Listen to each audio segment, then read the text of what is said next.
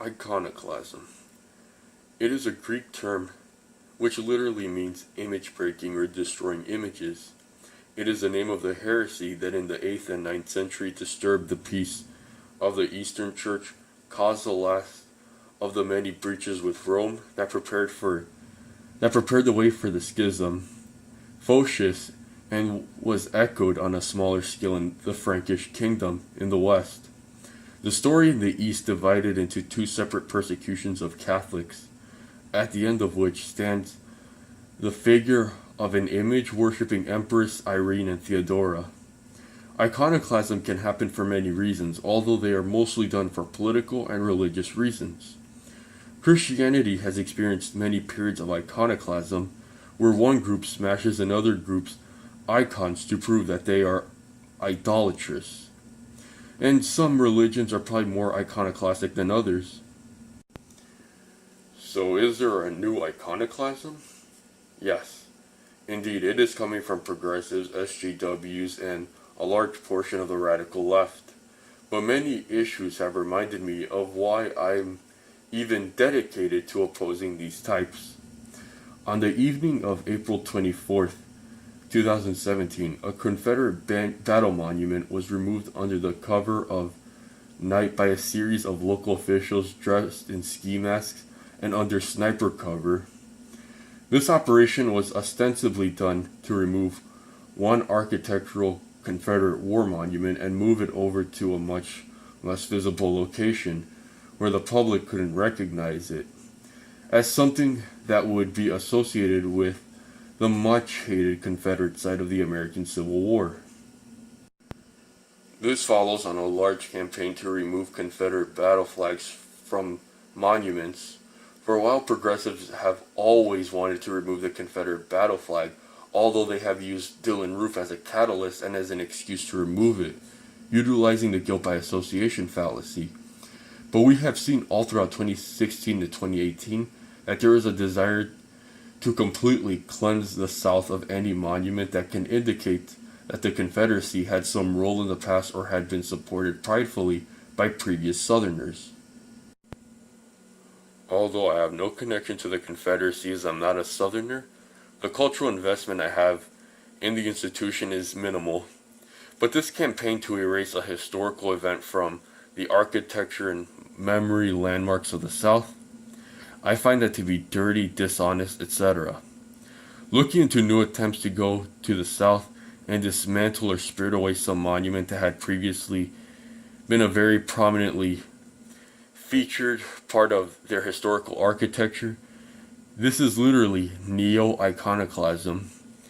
This shows how the ghosts of the past are still present. Even if the icons are in error, they still essentially embody the past and possibly our debts to the past. They are literally a reminder of things that came before us, even if we don't agree with them. Iconoclasm just seems very reckless, irresponsible, and thug-like behavior. Now, I have to be charitable because I could sometimes understand why some people might be motivated to engage in iconoclasm. As much as I'll lament the Puritan sack of churches in England, I have to remember that through their perspective, they thought that these artifacts were essentially leading people into immorality. You need to have some sympathy for that. Again, the past is valuable, but not more for the society itself and for people that may have thought that these were degrading the souls of the people in England. There was a certain belief in that. So I need to increase this charity to those who want to take down the Confederate monuments and essentially bury them in removing their presence from the landscape of the American South. Even they think they are fighting something that's deeply morally destructive. Although the way they frame their argument, you can understand it to some degree, but I have a feeling. And I feel like that's not exactly what's going on. I gave my charitable explanation for iconoclasm, but there's a far more compelling explanation for this practice that is much less flattering for people that practice it.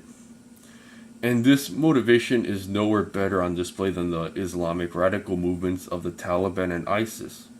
Both of these movements essentially had used a lot of their resources, although some of them have limited resources to travel out into the hinterlands and destroy pieces of ancient architecture.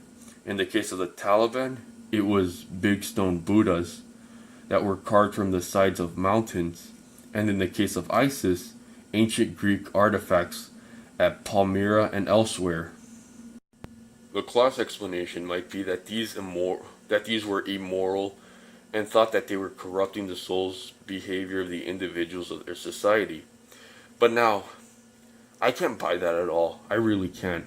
These artifacts were in the middle of nowhere. They've been there for thousands of years or more, and they pretty much operated independently from Islamic custom and practice. The destruction and it had literally no impact on the current population. Instead, in both the cases of the Taliban and ISIS, I think the more reasonable and more logical explanation as a destruction of these artifacts and architectures was really only an attempt to dismiss the past and remove the memory of something that existed before they did. An Islamic state that could look out into the hinterlands and see those artifacts and great pieces of architecture that had been created thousands of years before Islam would have had to contend with some historical realities that the totalitarian nature of ISIS and the Taliban just couldn't put up with. And because of that, the memory of these things had to be erased. This wasn't an action taken for the benefit of their society or from fear of spiritual damage. There was a desire to control and destroy the capacity of human imagination to remember something more superior and better than the Taliban and ISIS had plunged their societies into. And they were trying to destroy anything that could seem more beautiful and amazing, more uplifting than what they were offering. This is something that bothers me the most about the iconoclast. I understand the motivations for purity, the motivation of people who want to defend the morality of the people, and I understand the power that artifacts can hold if it is used in a false way. But the desire to dismiss the memory that humans have of their ancestors in order to ease the production of filthy, ignorant, and brutish existence is one of the greatest evils imaginable. It's a spiritual castration of the traditional person. It's the destruction of the intergenerational soul, all for the purposes of temporal politics. This desecration is extremely petty.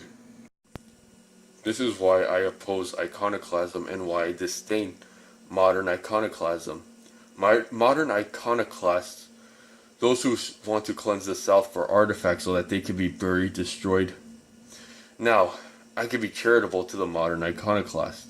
I'm trying to understand that they think they are purging a very harmful symbol that embodies a painful history for a certain demographic of the population, and it might harm citizens if they are exposed to it. But I'm having a hard time trying to extend this charity. Why remove a Confederate battle monument or a statue to a long-dead Confederate general or the Confederate flag in general? Why rebury a long-dead Dixiecrat? Are the people walking around Memphis and New Orleans being caught into the swing of the spiritualism of a neo-Confederate cult? They're absolutely not, and nobody actually believes that. Are these monuments corrupting the morality of these Southerners, making them worse people, causing them to commit horrific acts? Maybe, I probably won't know. But the people who want the removal of these statues don't actually believe that a symbol has the capacity to instigate moral corruption. But now I know that a lot of these modern iconoclasts have argued that these symbols somehow cause emotional harm to non-white minorities and claim that these were constructed to intimidate them during the time of Jim Crow. But if they believe that, then honestly they really have such a low opinion of non-white minority citizens that they think that they will break down into hysterics at the mere sight of a statue. Are non-white citizens of Louisiana and Mississippi gonna forget that they are in Dixie and forget about Dixie history? Are they going to lose their knowledge on the history of the Civil War? Should their knowledge be erased? This is a historical background of an event that actually happened, and the presence of these monuments will do nothing to erase anything that happened in history. That's unless progressives view minorities as children. Even Confederate history has nothing to do with it. In fact, if your only knowledge of the Confederacy is slavery, and only slavery, you really need to study American history all over again. But now that's besides the point. Removing these monuments isn't actually rooted in minority grievances. It originates from privileged middle class progressives' desire to not have monuments on display and have control of the cultural narrative. And this makes the suggestion look a bit more realistic. This has literally nothing to do with the authentic care about our present society. This has everything to do with control over the past narratives. It is a desire to change a race and control history for the purposes of contemporary political advantage. Why do we not want these monuments displayed in cities? Because they think they are racist? Because they think they remind people that America was a racist country? Believe me, nobody who is removing these monuments thinks that we don't need reminders. I mean, they're usually filling the media up of why America's a racist place. They are in academia constantly teaching that to their students. The only thing that they talk about when discussing America is its racist history, literally. The modern Southerner knows that his country, and in particular his region, has some association with slavery. He's reminded of that all of the time. But I think the uniqueness of these monuments, and really what makes them so hateful in the eyes of contemporary leftists, is that if they reminded people in a very despised part of the nation, which is the South, there is a heritage that their ancestors fought for, that their ancestors felt proud to fight for. Although that heritage could have had some ignorant ideas, but it was something their ancestors fought for and took pride in.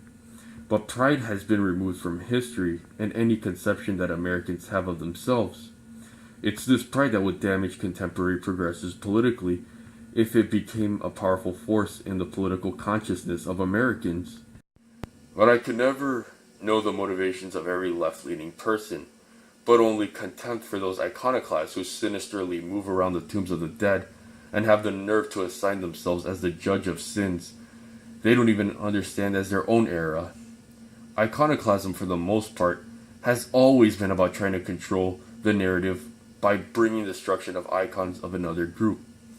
It hasn't always been for the reasons they think it is, or they try to tell you it is.